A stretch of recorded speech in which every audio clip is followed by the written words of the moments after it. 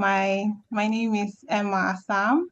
I have the pleasure of serving as the president of ESTC, and on behalf of our team, I warmly welcome you to today's webinar. It's titled The Future of Renewable Energy Transition, Trends and Risks in 2025 and Beyond. So we're glad to have you join us today, and we hope you have an insightful experience.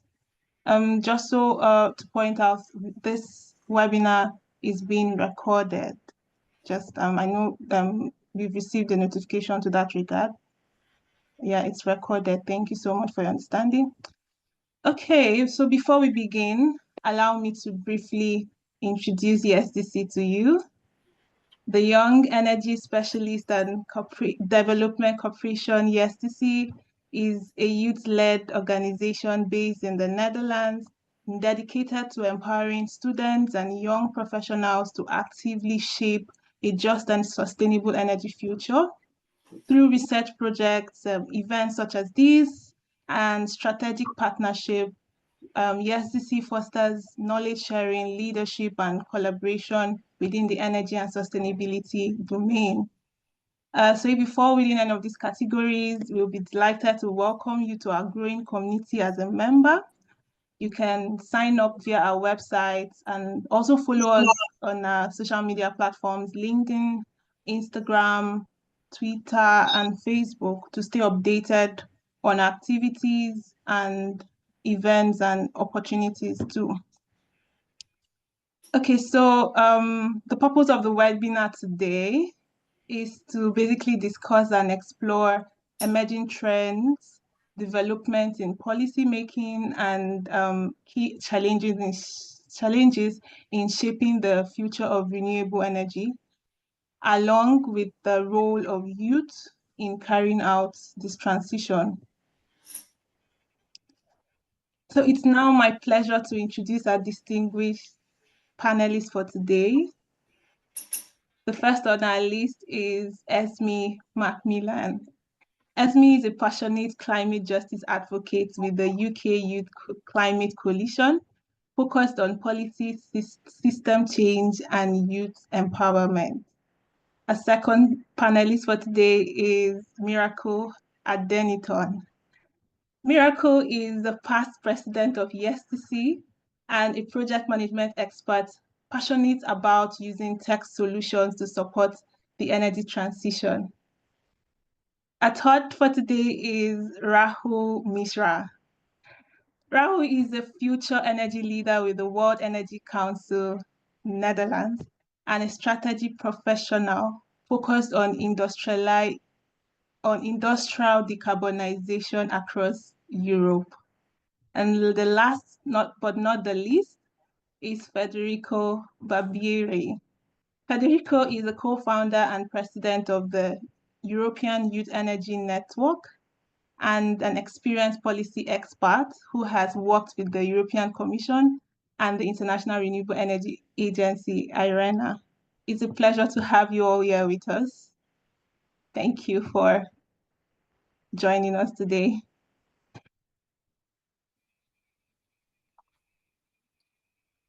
And I would also like to introduce our amazing hosts for today, Leah Bari and Kolade Otokiti. So Leah serves as the Energy and Sustainability Research Officer of ESTC, and Kolade serves as the Program Development Officer of ESTC. I will now hand over to our host. Thank you once again for joining us today, and do have an amazing time. Kolade, you have the floor.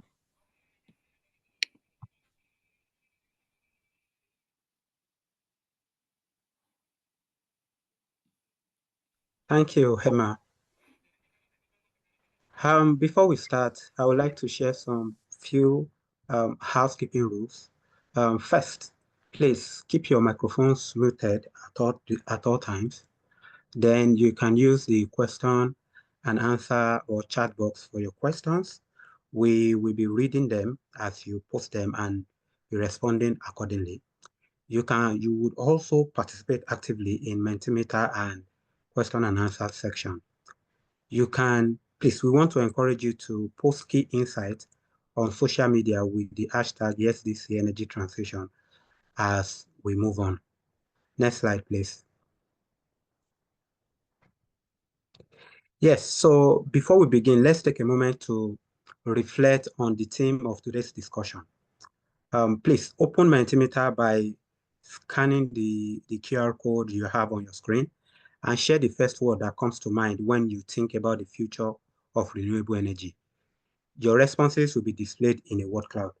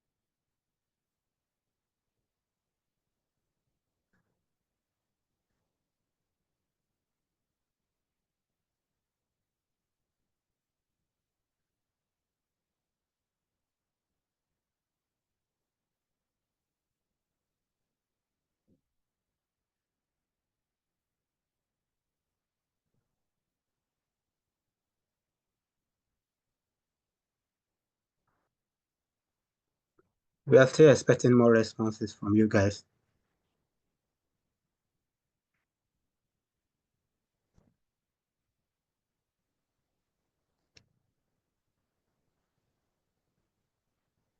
Okay.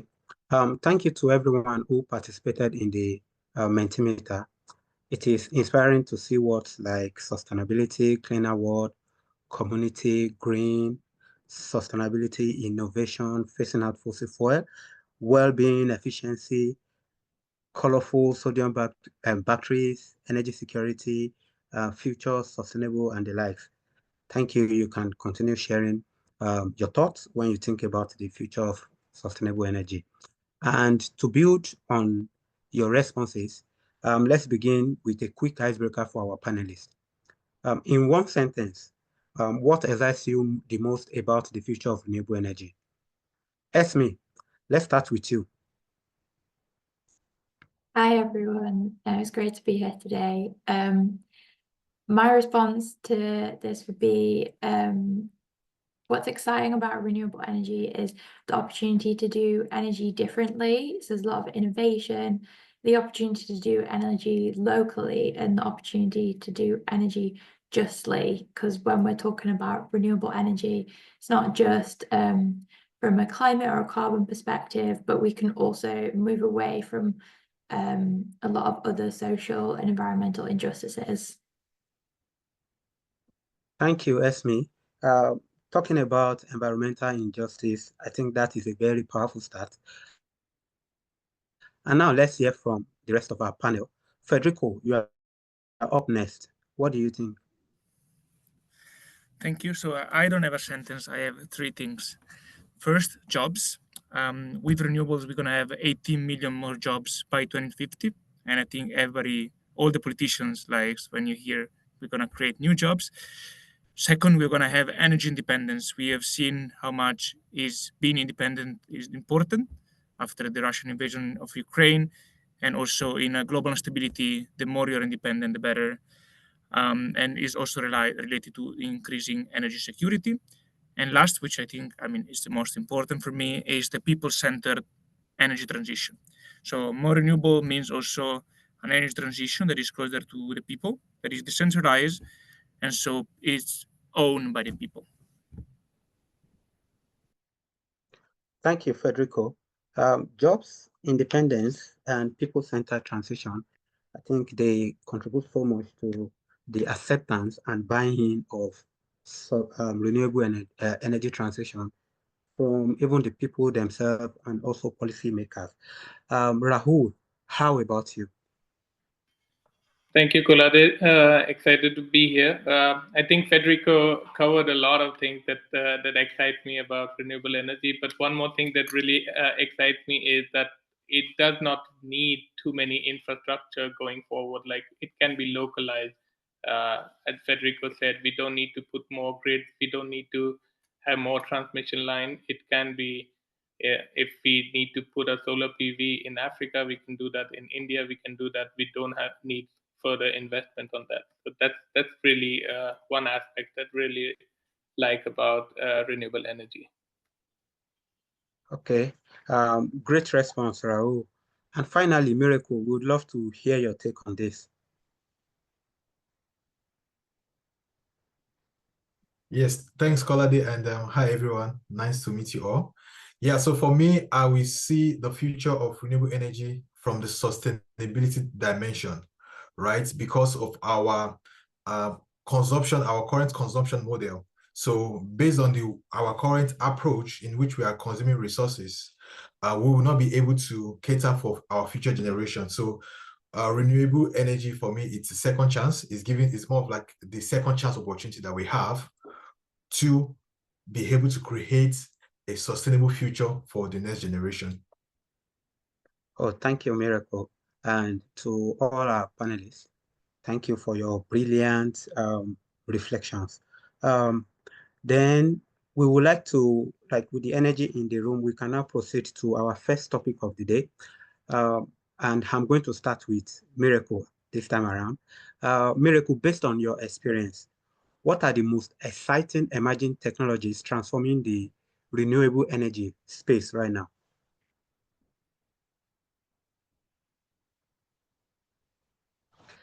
Sorry, we can't hear you, Miracle. Yeah, your Okay. mic is off.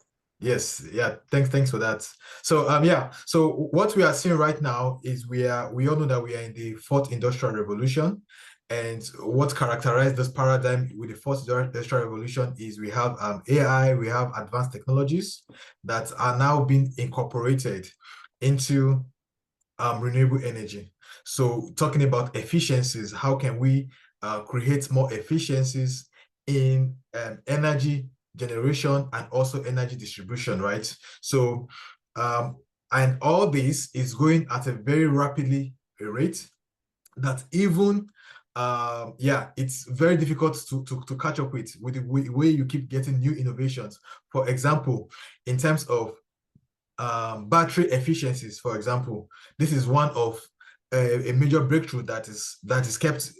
We keep getting new innovations coming up from time to time, and with the help of AI, now even electric vehicle manufacturer, for example, they are able to use some of these technologies to improve the life of a battery. So we have that in battery technologies, but also we also have it in green hydrogen. So green hydrogen for me is one of the major future trend, which I see as the future for renewable energy. You know, when we start having cars, most cars in the roads, they are now powered by hydrogen system, because that for me is more renewable compared to the other alternatives which we have. So yeah, so also the adoption and the scalability.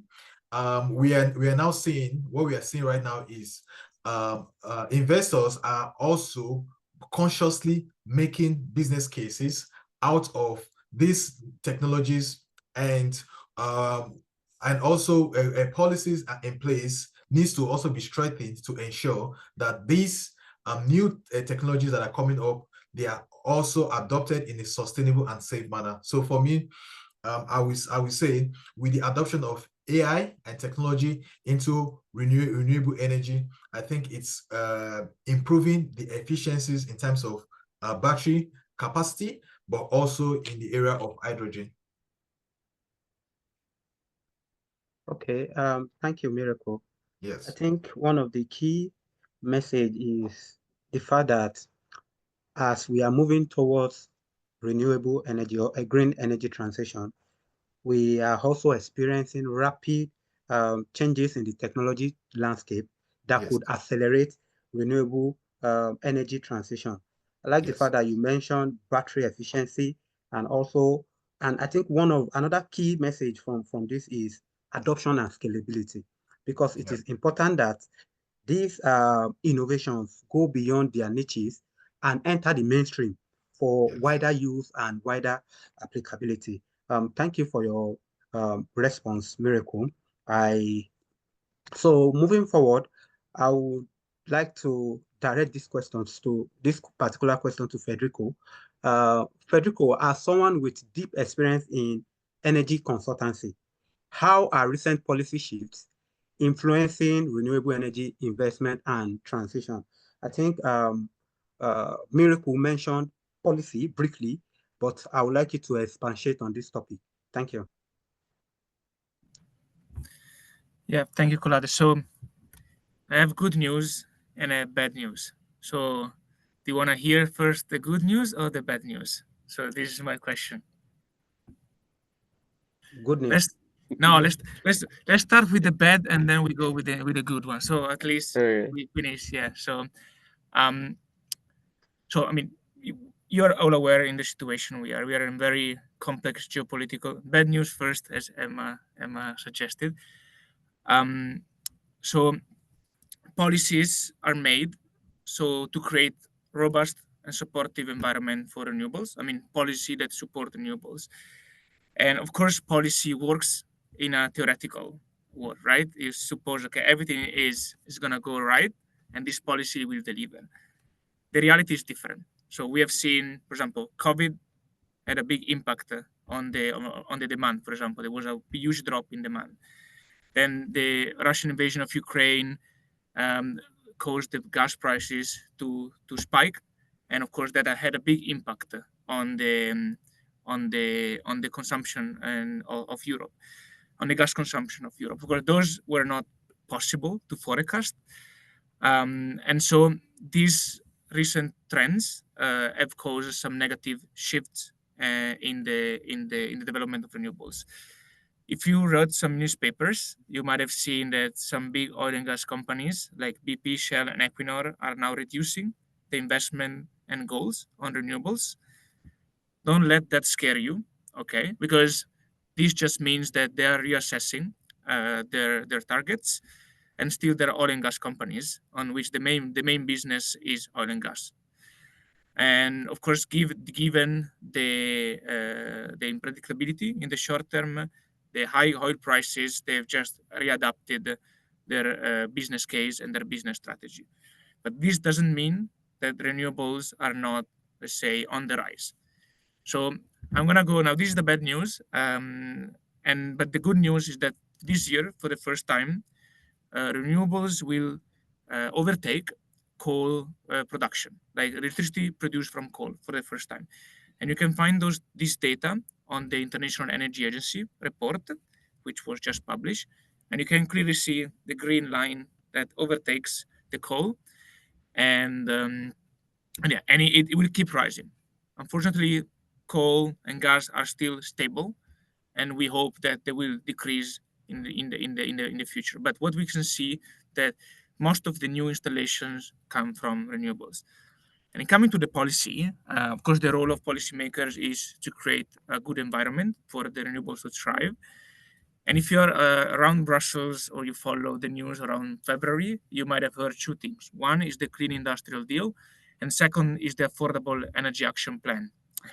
The Clean Industrial Deal is basically a policy package aims to reduce energy prices, source raw materials that are crucial for the transition, and also create demand for low carbon products. And you might have heard also of CBAM, which is the Carbon Border Adjustment Mechanism, which is a policy from the European Commission, from the European Union, to make sure that whatever product is imported into the EU pays a price, a carbon price, and also to protect our industries that of course have to pay a carbon price, because in the EU we have the emission trading scheme. So if you're polluting, you have to pay the price. And also you might have heard of a 100 billion fund for climate. It's still a bit wobbly, but there is some, say, willingness to put money on the table. This is the Clean Industrial Deal. Then the Affordable Energy Action Plan goes a bit more into details on how to make electricity bills more affordable, how to improve gas markets, how to improve energy efficiency, how to complete the energy union, which is basically connect all the different national markets in Europe, and to prepare for the next crisis. The rule is you always need to have a risk preparedness plan, and in order to prepare for the worst case scenario, which we hope will never happen, but in case it happens, we need to be ready.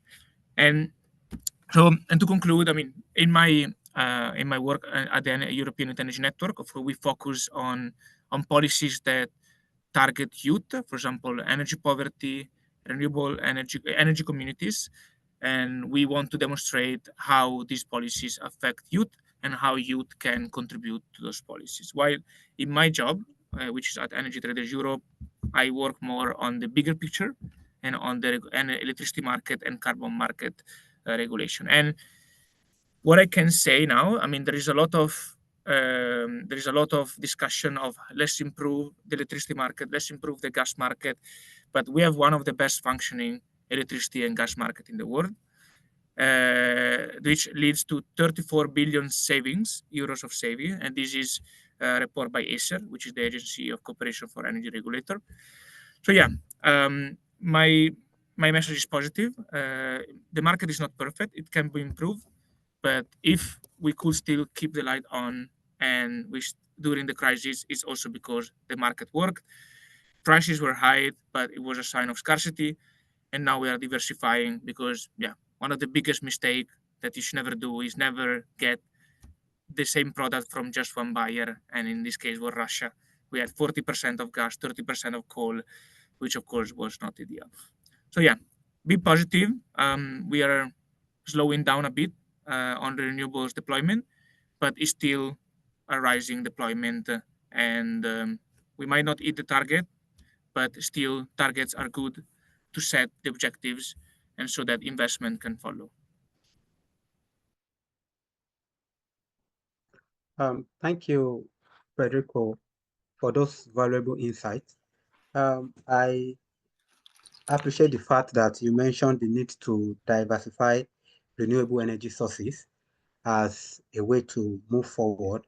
And I think another second point for me is the fact that we need policy interventions that can adequately respond to crises and shocks. Although crises and shocks are unprepared for, but we need to have adequate foresight to plan for this shock in order to prevent setback in our plan to transition towards renewable energy. Thank you for that once again, Federico. At this moment, I am happy to welcome Leah to take the stage for the next part of our webinar. Leah, the stage is all yours. Thank you, Colette. So let's continue with questions. And this time the question is for Raul. So Raul, according to you, what are the biggest barriers to accelerating the energy transition nowadays? Hey, thank you, Lil. I just want to answer Federico what he wrote in the chat as well, because one of the things that we first see and the policy guys see first is the barriers. So, of course, Federico, we need to invest a lot in next 10 years in the distribution grid. But having said that, decentralized system also gives the developing countries, it scares them that they will have to have a lot of upfront cost. That's one of the first barriers, having the economic barriers, that upfront cost of transition to renewable energy, it can be substantial. In the long term, when we see, it's often lower, but the upfront cost is always a barrier. Going ahead, there are also a lot of technological barrier, like for example, especially when it comes to wind and solar, the knowledge transfer is still not so rampant to many other countries. Europe is far ahead in terms of energy transition. We already see in terms of Central and Eastern Europe is catching up. There are a lot of projects being happening. Scandinavia is really far ahead when it comes to wind. Western Europe has been functioning very well. When it comes to solar, there's already negative pricing mechanism here, which means that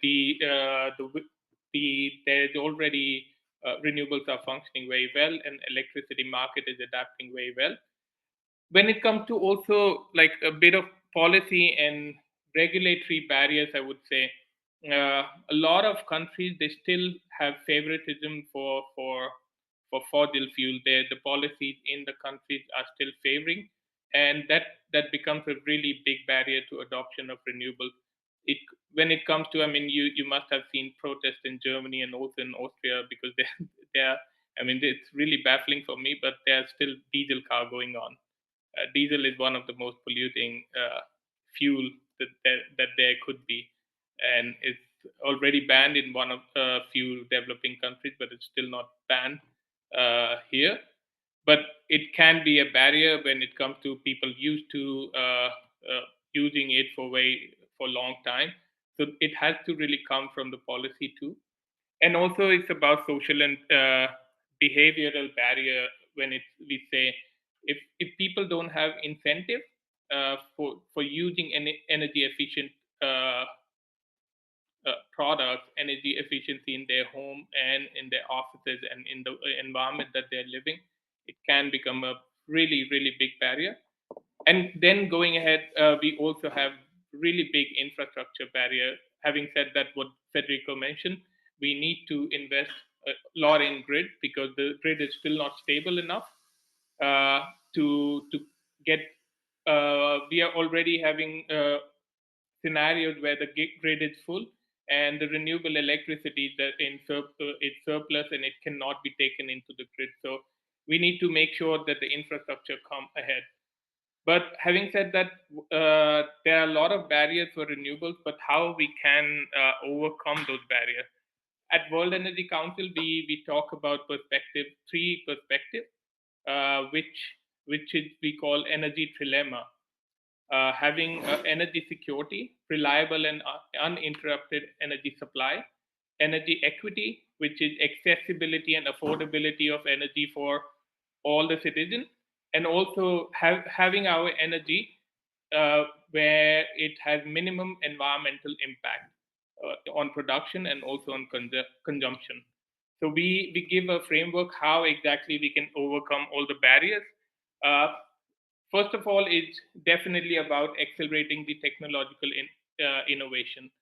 Uh, we can really talk about the advancement in terms of improving the energy efficiency, reliability of the grid, cost effectiveness of the renewable energy technology, having more advancement, uh, really supplying to energy storages to places where we have surplus and the grid cannot take more, have more robust grid management so that we don't have blackouts, and also smart grid technology, incorporating that in our energy system. We also need a lot of reforms in our policy and regulatory framework, which Federico already mentioned. Clear and long-term targets for renewable energy adoption. We need to see long-term. And when we talk about phasing out fossil fuel, we also need to subsidize renewables, especially for the developing economies. They really need subsidies. And also, we need to see if the carbon pricing mechanism can be incorporated for the industry, and how much they can be done and how robust they can be done. We need to streamline the permitting processes. We see, I just saw on LinkedIn that there was an image that a car full of paper, it was nothing but the permit papers for a wind plant. So you can imagine how much of the hurdle it is to get the permit procedure. We need to make sure that it can get streamlined. We also need to scale up investment. We really need massive public and private investment to finance all the renewable projects that there is. Uh, the government alone cannot do that. So we really need public and private partnership to be able to do that. There's really a big need for grid modernization, and most of the grids are centralized. In most countries, power is a centralized subject, but the government alone cannot do that. So they need for modernization to bring private players, make sure that they have a partnership with industries, they make sure that they are talking with innovators who can help them. Also, especially all the challenges become even more critical for developing economies, because not that they lack the know-how, but they also lack the finances to upgrade. So it's really important for them to have international cooperation uh, with countries which already are further ahead in energy transition, and so that the investment can flow in those countries and they can do that. But last not the least, we really need effective communication and collaboration. When we say effective communication and collaboration, I talk about STC, I talk about World Energy Council, I talk about many other forums which are bringing about the dialogue of energy transition, because we really need our youth to be knowing what's happening in the industry, what's happening in academia, coming all together, form partnership, and they can accelerate the energy transition. There's also one of the topics that we focus at WEC, which is about intergenerational knowledge exchange. We see a lot of people in the energy industries are phasing out without giving their knowledge to the people who are coming in. A lot of young people, they don't have the experience to get into this industry. We need to minimize that gap, so that that they can come into the workforce as ready, as fast as they can. Federico mentioned that we will be needing a lot of renewable energy. There will be a lot of renewable energy jobs. We need proper mentors, and we need the transition for the workforce happening as well. And last is about public awareness. We need to make sure that the citizens are engaged, they are informed, and they are making the contribution. They're aware of what's happening around them. Most of the time, energy is such a subject where they don't feel they're contributing enough. They just feel, and we need to make them aware about the transition. Then only we can say it's a just transition. Thank you.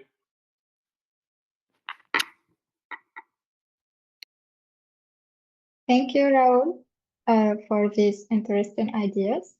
It's true that we are facing global inequalities and fossil fuel dependence, but also, as you said, an important issue is the lack of financing and investing in clean energy.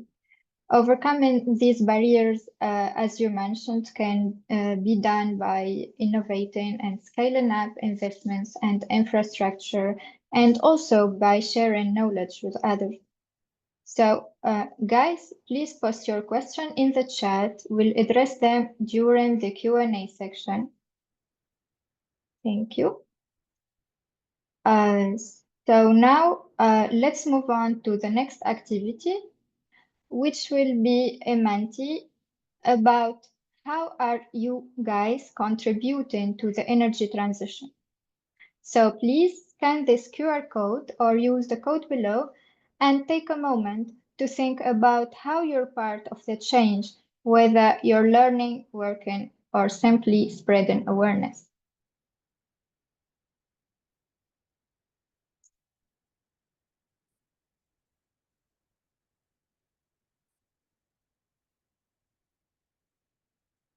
We'll have 2 minutes to see your answers.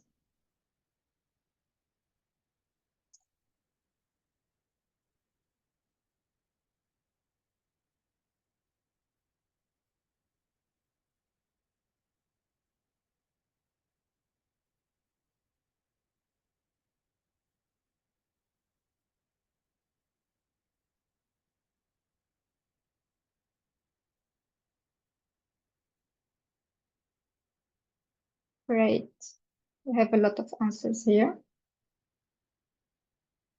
Research, advocacy, communities, fundraising for youth, doing a job, creating, yeah, good. Less energy consumption, word of mouth, supporting youth organizations, co-designing futures. Great initiatives. So,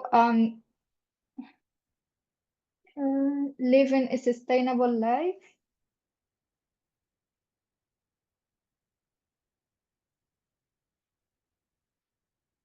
Great. So thank you all for participating in this Menti, and please don't forget that you also can be part of the change by joining ESTC. So let's continue with the questions. And this time it's with you, Esme. So according to you, what role can young people play in accelerating the renewable energy transition, and how can we further empower them? Yeah, so I just thought I'd briefly just say I'm with UK YCC, which is the UK Youth Climate Coalition. We're a network of young people, volunteers, focused on advocating for climate justice and ensuring youth voices, perspectives, and lived experiences are included in the transition to net zero. So just to give a bit of background as to kind of where my perspective's coming from. And so in answer to the question, I think there are kind of two themes that I want to touch on today. And one of those is as young people as the workers of tomorrow. I feel like jobs has been mentioned quite a few times already. And the other kind of theme would be young people as the next generation of energy consumers. So I'm just going to take each of those in turn. So considering kind of the role for young people in the transition as the workers of tomorrow. So as has been mentioned, the energy transition is going to offer a lot of high quality jobs in the energy sector, and also the opportunity for a just transition in areas that might have previously been left behind from previous deindustrialization, or as we shift from the current energy system to the future energy system. And that applies within a UK context and on a global context. And in terms of how we can empower young people to access those jobs of the future, green skills is a huge part of that. We need to provide the training and the access to those like high quality skilled jobs. So that's good for young people and good for the planet. And I think, yeah, so there's kind of lots of statistics around about the green skills gap that is emerging kind of in national scales and international scales. Within the UK, PricewaterhouseCoopers reported in 2022 that the UK could face a green skills gap of 200,000 workers. So it is going to be a real barrier to the transition if we're not engaging the next generation of workers in the energy sector. But young people have reported feeling barriers to accessing those jobs, believing that yeah, they kind of don't have an awareness of the green skills available to them or the training opportunities that they can access in a vocational way and not just through university. There's a whole range of jobs that like are on offer if young people are empowered to take those jobs. And so we need a push from industry to provide those training and early career opportunities. And we also need government to work with industry on the education side, and also to providing steer for industry so that they have clarity about the future of the renewable energy market, to then kind of for that to trickle down as to what jobs will be valuable in the future. I think there's, you know, for example, in the UK, there's been lots of kind of lack of clarity about the role of green hydrogen and kind of whether the energy market will be going towards technologies like heat pumps or if we'll be going for green hydrogen. And those require very different skill sets to then implement those technologies. So yeah, greater clarity from government, both on education and industrial steer. And I guess kind of linked with that and how we can empower young people to access these jobs would be the narrative around the green jobs industry. It's not just about those kind of material access to opportunities, but how the energy transition and green jobs in this sector are viewed. Lots of research has shown that people kind of hear net zero or they hear about the energy transition and they believe it will come at a cost, or like loss and cost are often associated with it, when actually we need to be telling young people that this is an opportunity to get these high quality jobs. And so kind of thinking about what environment and narrative we're providing to young people leads me on to my second point about young people as the next generation of energy consumers. And so kind of with different generations coming, you have an opportunity to do things differently, which is exactly kind of what the energy transition is predicated on and is going to encourage. And so young people are a real resource to tap into accelerating the transition, because it's going to require people to learn how to use energy differently. And with young people, you've got a whole generation of people who aren't used to the way things were or the old ways of engaging with the energy system. And it's a real opportunity to tap into that creativity, that resource, that flexibility. And so the way we can empower young people in being the next generation of energy consumers, it comes back to that point about education again, providing energy literacy to kids in school, like young kids, not just at a university level. But it goes both ways. It's not just about educating young people, it's about letting them co-design the energy futures of tomorrow, engaging them in the policies that we're making. An example in the UK is the National Energy System Operator Societal Stakeholder Forums, of which young people have been a key stakeholder in redesigning the UK's energy system. And I think kind of taking it out to a bigger picture, it's not just about kind of targeting it through an energy lens, but what are the wider structural factors that are preventing access to opportunity for young people to then engage with the energy system. So for example, if we're thinking about housing, the energy transition is going to require individual homeowners retrofitting homes, but a lot of young people aren't homeowners, they're renting, they don't have access to be able to change those bits to implement green technologies in their houses. So we need to address wider issues than just access to education. And so that kind of speaks to a lot of wider policy shifts that interact with energy policy shifts specifically. And one way UKYCC is engaging with that is that we're trying to push for a Future Generations Act across the whole of the UK. I know Europe has implemented similar policies recently, and Wales has had one for 10 years.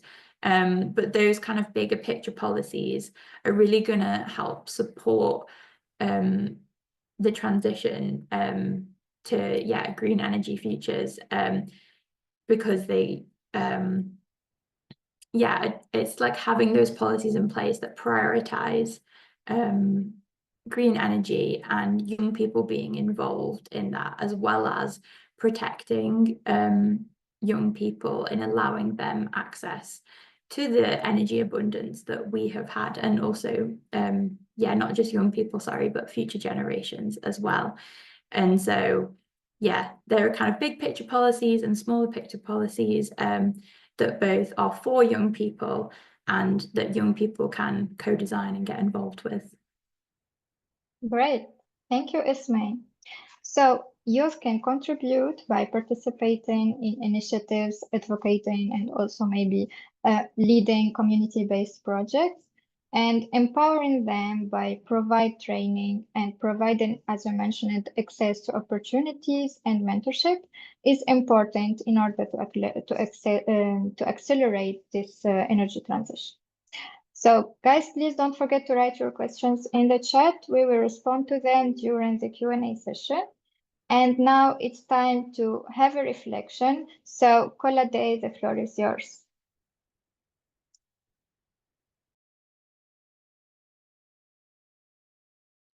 Just open your mic, Kolade.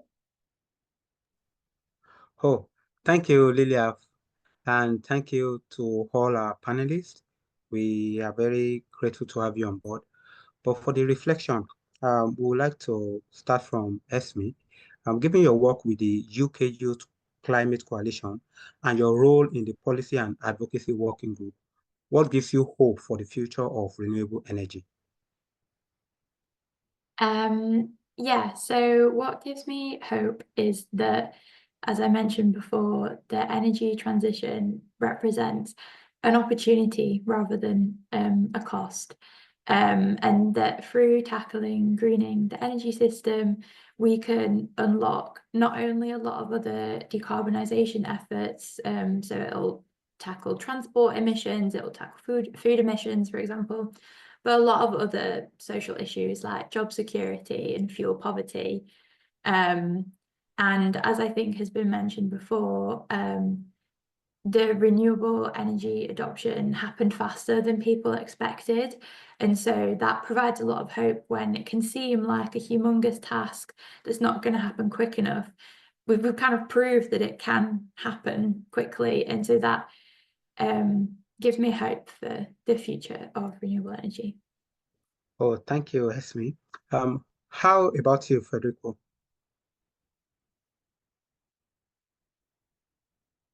Well, okay. Well, look, renewables are the cheapest option. It's not about hope. I think it's about certainty. This is something I'm certain of. Of course, there is still, let's say, uncertainty over how fast renewables will grow, but the certainty is that they will grow. It's just a matter of, number one, attracting investment. Number two, reducing grid time for permitting, so speeding up the installation, and also coordinating plan for the grid developments. Because, as mentioned before, we need much more grids, we need much more cables. So it's important that we don't install renewables and do not put the same investment on the grid. So yeah, it's just a matter of turning hope into certainty, and I am quite confident that the future is renewable. Okay, that was an optimistic response from Federico. Rahul, as someone driving growth in sustainable business and energy transition sectors, what is your take? What gives you hope? Kolade, I what gives me hope for the future of renewable energy, I can just summarize my last 1 week. I was in Innsbruck. I got the opportunity to go on top of a mountain at a glacier where people have just installed a PV plant at 3,000 meters. You need passion to be doing that, and also somebody believing in those kind of investments. I feel that the people behind the energy are someone who gives me hope for the future of energy. I also got to meet someone at a hydropower plant which is working on a fish migration. It's something that we don't even get to know those stories behind what's happening with the energy, with also the renewables that we are getting. I feel these people, with their passion, they're really going to drive the future of renewable energy, because not just that it's something which is free, abundant, and which should be ethical, but it's something which is also certainty. What Federico said, PV prices is the lowest that has ever been. Energy storage prices are batteries are getting affordable. I mean, not just on a utility scale, but also on a smaller scale, the prices are getting down.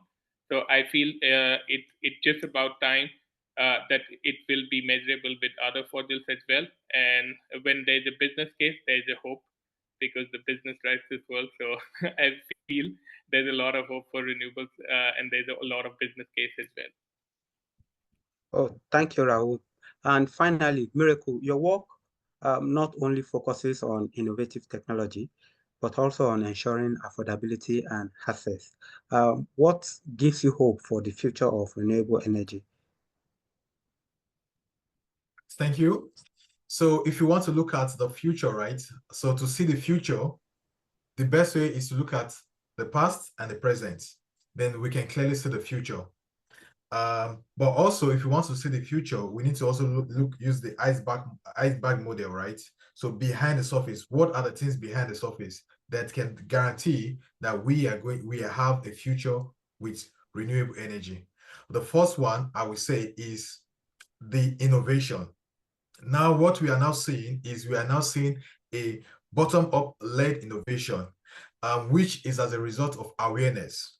I was in Costa Rica 2 months ago, and when I went through, when I engaged the locals in Costa Rica, one of the things you could see is everyone is fully aware about the need to transition, about the need to go the renewable way.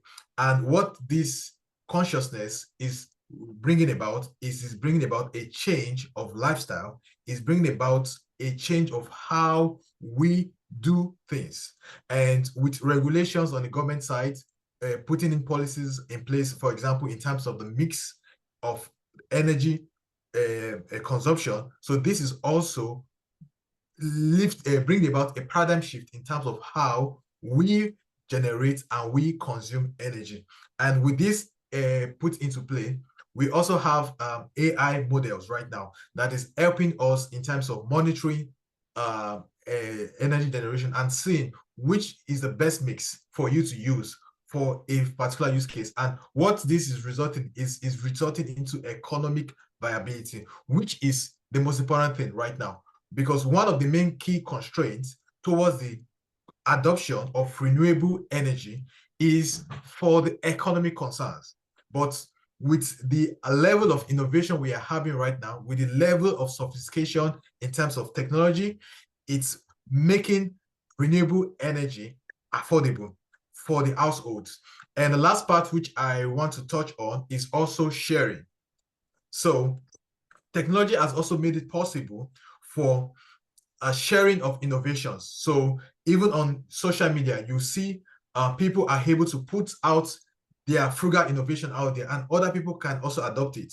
We even have the case, for example, of DeepSeek, talking about AI, right? How they were able to build some models, right, using less energy than what we have in the current other AI models, right? So, which is as a result of sharing of codes and sharing of information. So, what I will also encourage us from here is let us share more. And I also want to appreciate the role of YesDC as a platform that enables cross-sharing of innovations across platforms. So let's try and share more, and let's try and communicate more. But for me, what gives me hope about renewable energy is the bottom-up led approach, and we have to continue to embrace this from the bottom up. Okay, thank you, Miracle. And once again, thank you all for sharing your thoughtful responses and perspectives. It is clear that while there are challenges, there is also a growing sense of determination and opportunity, especially among young leaders and innovators. At the moment, we are going to take some few question and answers, and we want to be very, very brief because the time is fast spent. One of the questions we have here is for Hesme, which says that, okay, what advice would you give to young person trying to break into this field but feeling overlooked or underqualified? Yeah, firstly, I can very much empathise with that position. I was recently looking for work and have recently found a new job, but it took me a while. I would say that as hard as it is, like, try not to feel underqualified, because this is such a dynamic and rapidly evolving field that I guess everyone's a bit underqualified in a sense. And I'd say the best thing you can do is just keep on top of all the changes. And there's a real opportunity in it being so dynamic that you can kind of enter the field that way, because it's changing all the time. Kind of someone with 10 years of experience doesn't necessarily have an edge over you because it's like changing rapidly. And I think there is a real issue with early career opportunities in this field. So I also just, yeah, stick to your guns and like keep trying. But there's kind of lots of different ways to enter the space. And because it's changing all the time, there it kind of amplifies the opportunities. Yeah, then to also add to that, what I would also say is you also have to give yourself visibility. So what do I mean by visibility, right? So you need to make whatever initiatives you are doing, you need to make it visible on your LinkedIn profile. It needs to be visible. So if you are making important contribution, you need to make it visible. Then the second part is networking. One of the paradigms of be able to get a good placement is your network. Someone says your network determines your net worth. So you need to network, and thanks also to ESDC, from time to time, ESDC creates platform where we can come together to network, but not just only networking with your peers, you also need to network with the industry experts. And that is where you can get visibility. So I think those two points are very important. Create visibility for yourself, but also create a good network. Attend conferences, seminars where they discuss on energy topics, but also identify who are the key stakeholders. Try a network and create a visibility for yourself. That will also help you to break even in the field of sustainability and renewable energy.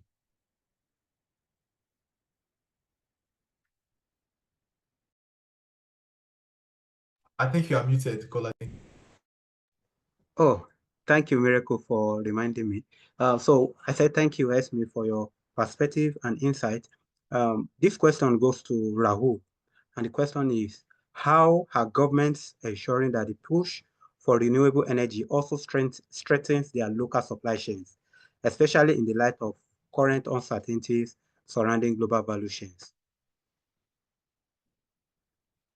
I think it will be more apt question for Federico, but I still try to answer that. Like most of the government, they're trying to manufacture locally to make sure that their supply chain are getting strengthened. But given the current, I mean, I have been based in Austria right now. I see there's a current wave of manufacturing going on. Most of the people, they like to stamp on their products, especially in the EV facilities, that the infrastructure has been made in Austria, and not being imported from somewhere. But I am not a firm believer that. I believe that all the supply chain, they are going to remain robust, especially for renewable energy. Yes, there's over dependence on China in terms of solar panels and also turbines. But given the circumstances, we first need to think about how to implement rather than thinking about where it's coming from.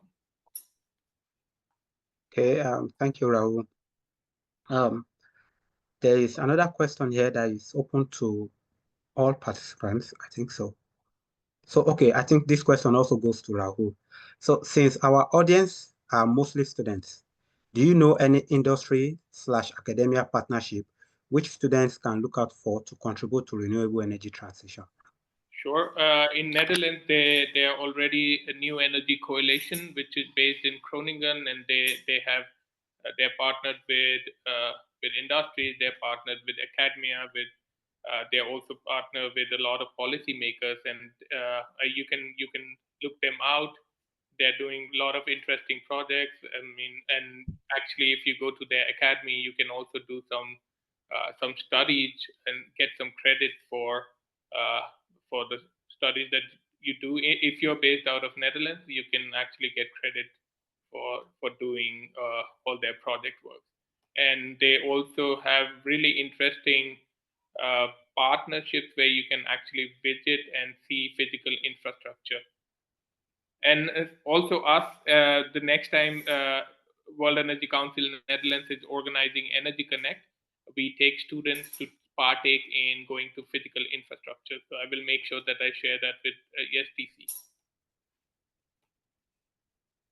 Okay, thank you. Esme, you have something to share? Yes, I just wanted to add that I think doing PhDs is another route into contributing to the energy transition. I know of people who are doing PhDs funded by different industries or like energy providers, and it's a way of like directly contributing to research on the transition, kind of like through that academic pathway.